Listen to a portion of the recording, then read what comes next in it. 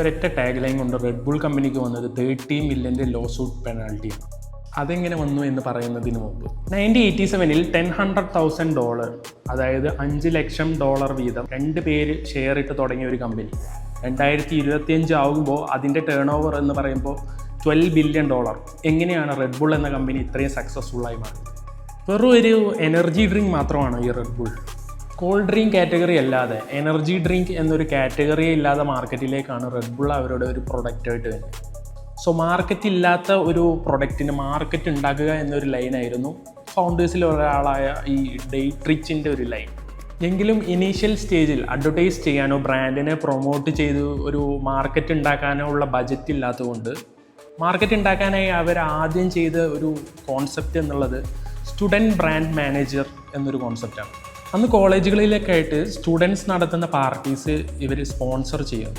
ഈ student brand managers വഴി ആ പാർട്ടികളിൽ ഇവർ റെഡ് ബുൾ സെർവ് ചെയ്യും. അതുപോലെ തന്നെ red bull car, red bull കേഡ്സ് അങ്ങനെ തുടങ്ങി മാർക്കറ്റിംഗ് കോൺസെപ്റ്റുകൾ വഴി ഫ്രീ സാമ്പിൾസ് യൂണിവേഴ്സിറ്റികൾ ഇവർ മാക്സിമം ഡിസ്ട്രിബ്യൂട്ട് ചെയ്യണം. ഇതുവഴി യങ്സ്റ്റേഴ്സിൻ്റെ ഇടയിൽ ഒരു ഡ്രിങ്ക്, ആ ഒരു ഡ്രിങ്ക് ഫെമിലിയർ ആയി തുടങ്ങുന്നു. പാർട്ടികളിലും ബാറുകളിലും ഗ്രൂപ്പ് ആക്ടിവിറ്റികളിലൊക്കെ ആയിട്ട് ഈ എനർജി ഡ്രിങ്ക് മാക്സിമം പോപ്പുലറായി തുടങ്ങും. ബാക്ക് ഇൻ 1990s ഇവരുടെ ഈ ഫസ്റ്റ് ഫേസിൽ തന്നെ ലണ്ടനിൽ മാർക്കറ്റ് പിടിക്കാൻ ഇവർ ചെയ്തൊരു കാര്യമുണ്ട്.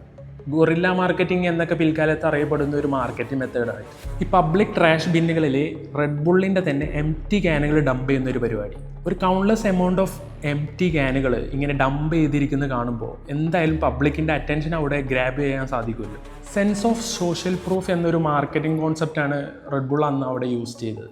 വളരെ കോസ്റ്റ് എഫക്റ്റീവായിട്ടുള്ളൊരു ബ്രാൻഡ് അവയർനെസ്. ഇതൊക്കെ കഴിഞ്ഞ് നമ്മളിന്ന് ഈ കാണുന്ന റെഡ് ബുൾ എന്നത് ഈ സ്പോർട്സും ഇവൻറ്റ്സും എല്ലാം സ്പോൺസർ ചെയ്യുന്ന ഒരു കമ്പനിയായിട്ടാണ്.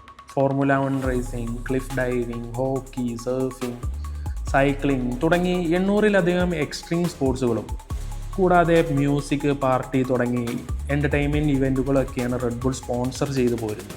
സോ എന്തുകൊണ്ട് റെഡ് ബുൾ ഇത്തരം സ്പോർട്സ് ഇവൻറ്റുകളും എൻ്റർടൈൻമെൻറ്റ് ഇവൻറ്റുകളെല്ലാം സ്പോൺസർഷിപ്പ് ചെയ്യുന്നത്? എന്തുകൊണ്ട് അവരുടെ പ്രൊഡക്റ്റ് അഡ്വർടൈസ് ചെയ്യുന്നില്ല?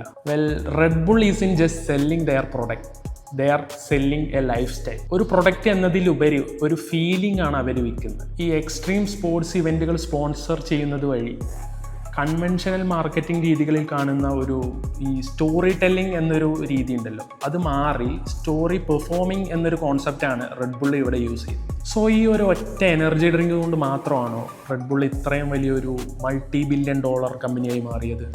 2012 മുതൽ 7.9 ബില്യൺ ക്യാൻസ് ആണ് പെർ ഇയർ റെഡ് ബുൾ വിറ്റ് പോരുന്നത്. കഴിഞ്ഞ വർഷം മാത്രം റെഡ് ബുൾ വിറ്റത് 12.7 ബില്യൺ ക്യാൻസ് ആണ്, അതായത് $11.7 ബില്യൺ പ്രോഫിറ്റ്, അതും വെറും ക്യാൻസ് മാത്രം വിറ്റുകൊണ്ട്. സോ എങ്ങനെയാണ് റെഡ് ബുള്ളിന് 30 മില്യൻ്റെ ലോ സൂട്ട് പെനാൾട്ടി വന്നത്? 2013 ബെഞ്ചമിൻ ക്രേറ്റസ് എന്നൊരു അമേരിക്കക്കാരൻ റെഡ് ബുള്ളിനെതിരെ കംപ്ലൈൻറ്റ് കൊടുക്കുകയാണ്.